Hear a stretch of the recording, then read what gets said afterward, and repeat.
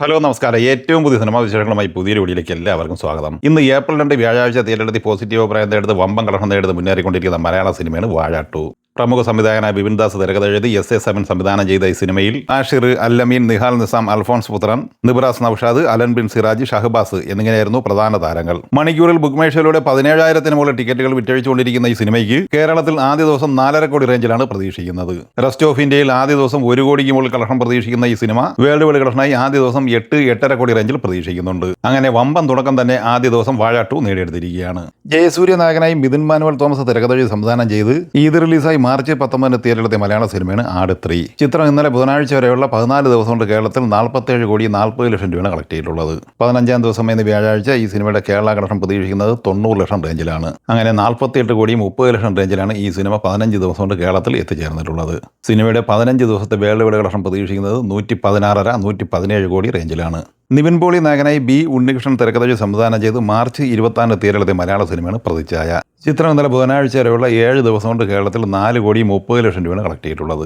ഇന്ന് ഈ സിനിമ കേരളത്തിൽ 20 ലക്ഷം റേഞ്ചിൽ പ്രതീക്ഷിക്കുന്നുണ്ട്.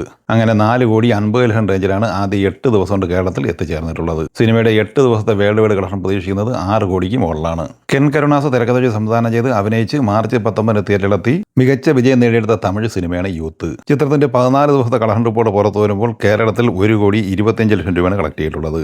തമിഴ്നാട് കളക്ഷനായി 41 കോടി 74 ലക്ഷം രൂപയും കർണാടകയിൽ 3 കോടി 42 ലക്ഷവും കളക്ട് ചെയ്ത ഈ സിനിമ തെലുങ്ക് സംസ്ഥാനങ്ങളിൽ നിന്ന് 3 കോടി 44 ലക്ഷം രൂപയും റെസ്റ്റ് ഓഫ് ഇന്ത്യയിൽ നിന്ന് 26 ലക്ഷം രൂപയും സ്വന്തമാക്കിയിട്ടുണ്ട്.